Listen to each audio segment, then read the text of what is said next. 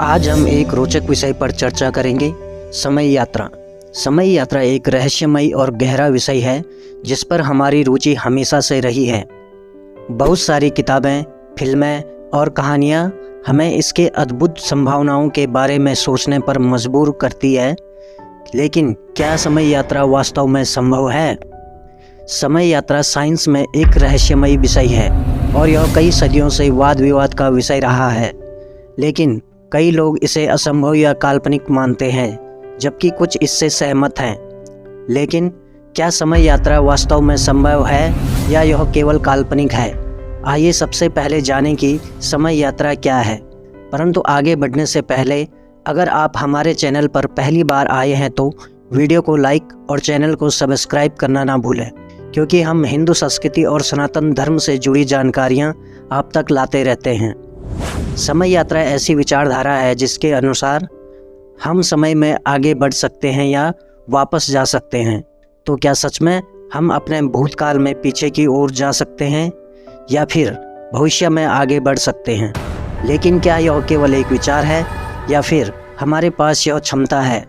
यहाँ पर हम समय यात्रा पर आधुनिक विज्ञान और सनातन वैदिक प्रमाण की सहायता से चर्चा करेंगे। पहले भाग में हम आधुनिक विज्ञान की ओर देखेंगे और दूसरे भाग में हम वैदिक प्रमाण पत्रों की ओर देखेंगे। आधुनिक विज्ञान के अनुसार समय यात्रा। कुछ लोग ऐसा मानते हैं कि समय की यात्रा पीछे करना संभव है, लेकिन इसकी कार्यक्षमता अज्ञात है। सामान्य रूप से देखा गया है कि समय के बाहर यात्रा करना, जो सामान्य अवधि के बाहर यात्रा करने को कहते हैं, विशेष सापेक्षता और सामान्य सापेक्षता के ढांचे के अंदर पूरी तरह से समझा गया है। आधुनिक विज्ञान की दृष्टि से हमारे पास अभी तक समय यात्रा के लिए कोई वैज्ञानिक पहलू साबित नहीं हुआ है। अब तक के वैज्ञानिक अनुसंधान में यह सिद्धांत प्रमाणित हुआ है कि समय एक दिवसीय या यूनिडायरेक्शनल प्रकाश की गति से निर्धारित होता है और व्यक्ति इसे पीछे या आगे नहीं घुमा सकता। लेकिन हमारी वैज्ञानिक समझ अभिव्यक्ति की सीमाओं के अलावा कुछ भी नहीं है। हालांकि किसी एक शरीर को किसी अन्य शरीर के मुकाबले कुछ मिलीसेकंड से अधिक आगे या पीछे ले जाना वर्तमान प्रौद्योगिकी के साथ संभव नहीं है। विशेष सापेक्षता के अंदर पिछले समय यात्रा के लिए कुछ सिद्धांतिक आधार हैं, जैसे घूमते हुए काले गहरे, लेकिन किसी विशेष समय बिंदु में यात्रा करना एक अधिक कठिन प्रक्रिया है और आमतौर पर क्वांटम मैकेनिक्स या वर्म होल्स से जुड़ा हुआ होता है। हिंदू धर्म में समय यात्रा। हिंदू प्रमाण पत्रों का अध्ययन अगर हम करें तो वह यह संकेत देते हैं कि समय यात्रा संभव है। एक ऐसा प्रसिद्ध उदाहरण है राजा काकुदामी और उनकी बेटी रेवती का, जो विभिन्न आयाम में यात्रा करते हैं और भविष्य में पृथ्वी पर लौटते हैं। भागवत पुराण और विष्णु पुराण के अनुसार काकुदामी की बेटी रेवती इतनी सुंदर और संपन्न थी कि जब उनका विवाह आई तो वे किसी भी योग्य पुरुष को नहीं मिल सकी। इसलिए उन्होंने अपनी बेटी के लिए एक उचित पति के बारे में सलाह के लिए ब्रह्मा के पास जाने का निर्णय लिया।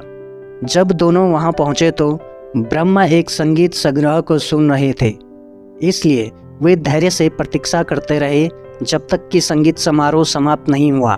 फिर काकुदामी विनम्रता से झुके और अपनी विनती की, अपनी पुत्री के लिए उचित पति की सूची प्रस्तुत की। ब्रह्मा मुस्कान दिखाते हुए राजा को समझाते हैं कि पृथ्वी पर कई युग बीत गए हैं, जबकि उन्होंने उनके जन्मभूमि पर गायकों को सुन रहे समय काट रखा है। उन्होंने बताया कि मनवंतर की 28वीं युग वर्तमान में चल रही है और उनके पति उम्मीदवार सभी दूर हो गए हैं, उनके वंशज भी नहीं रह गए हैं। उन्होंने काकुदामी को सलाह दी कि रेवती के लिए दूसरा पति ढूंढें। राजा काकुदामी इस समाचार से आश्चर्यमय हो गए। हालांकि ब्रह्मा ने उन्हें संबोधित करके सांत्वना दी और उन्हें बताया कि विष्णु संरक्षक देवता वर्तमान में कृष्ण और बलराम के रूप में पृथ्वी पर अवतरित हुए हैं।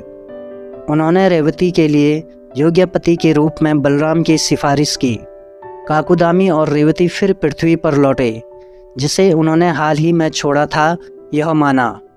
उन्हें इस परिवर्तन से झटका लगा।